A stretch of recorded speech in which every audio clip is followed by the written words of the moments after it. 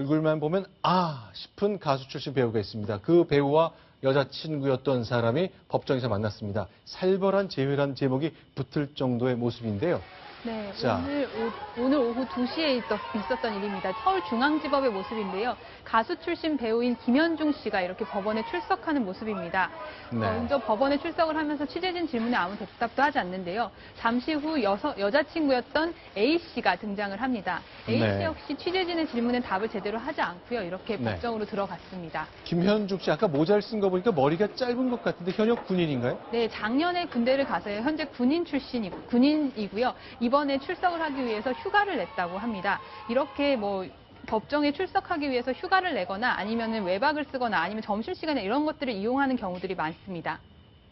자, 근데 실제로요, 이 두 사람의 사이는 그동안 수년간 이런 뉴스가 끊임없이 이어졌기 때문에 알려진 내용 같습니다만 많은 이야기들이 있었죠. 네, 정말 그야말로 전쟁 같은 사랑을 한 게 아닌가 이렇게 보이는데요. 네. 이 두 사람이 2012년 만났는데 A 씨는 2014년 5월 김현중 씨에게 폭행을 당했다라고 고소를 하다가요. 네. 이 얼마 후에 취하를 했습니다. 네. 그리고 나서 두 사람은 다시 재회를 했다고 알려졌고요. 네. 이듬해 2015년 4월에 16억 원 손해배상 소송을 하는데 당시 A 씨는 임신 중이었던 것으로 알려졌습니다. 16억 원을 달라? 이게 보통 액수가 아니기 때문에 스토리가 굉장히 많을 것 같은데 내가 5번 임신했는데 그때마다 김현중 씨가 남자친구로서 낙태를 할 것을 요구했다 이렇게 얘기를 하는 거군요. 네, 맞습니다. 그러자 김현중 씨도 이제 A 씨에 대해서 맞고소를 하는데요. 네. 이 내 아이인지 아닌지 확실하지가 않다라면서 명예훼손으로 형사 고소를 했습니다. 당시 A 씨는 임신 9개월의 상태였는데도 네. 김현중 씨 측은 최 씨의 출국 금지 신청을 하기까지 했습니다.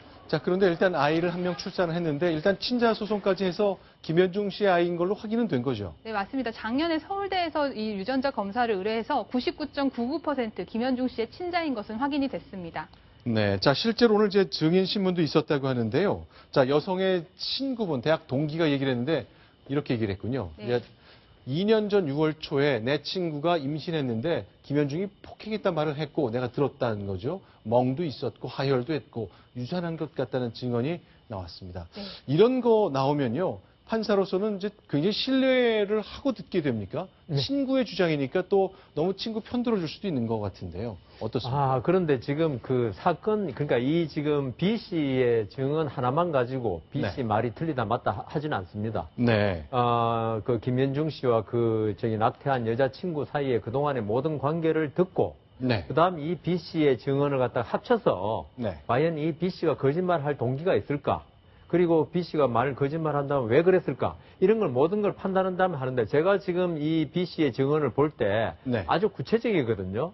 그러니까 왜냐하면 거짓말로 이런 증언을 한다면 저렇게 구체적이지 않습니다. 그냥 맞았다고 그러더라. 네. 이 정도로 끝나지 뺨을 맞고 부어오르고 이렇게 안 하거든요. 네. 그리고 2014년이면 그때는 소송하기 전일 것 같은데 네. 그렇다면 그때 들었을 때 네. 굳이 거짓말로 A녀가 네. 거짓말을 할 리는 없는 거죠. 네. 그래서 제 생각에는 이때 가지의 모든 정황을 볼 때 이 네. B 씨의 증언은 상당히 신빙성이 있다. 네. 그래서 아마 이거는 김현중 씨한테 불리한 증언이 아닐까 그렇게 생각됩니다. 알겠습니다. 자, 미키 유천, 박유천 씨가 이제 그동안 많은 여성을 화장실에서 성폭했다라는 고소가 잇따르면서 주목을 많이 받았는데 반전에 가까운 결론 좀 나오고 있죠? 네, 현재 경찰 수사가 마무리 수순으로 들어가고 있는데요. 아직까지 끝난 건 아니지만 네. A 씨와 C 씨에 대해서 경찰이 이거는 성폭행으로 볼 수는 없지 않겠느냐라고 방향을 정했다는 겁니다. A, B, C, D, E 5명의 여성에 잇따라 고소했는데 첫 번째 여성과 세 번째 여성은 이건 성폭행 아닌 것 같다고 판단했다 이거죠? 예, 맞습니다. 이 A 씨의 네. 경우는요, 당시에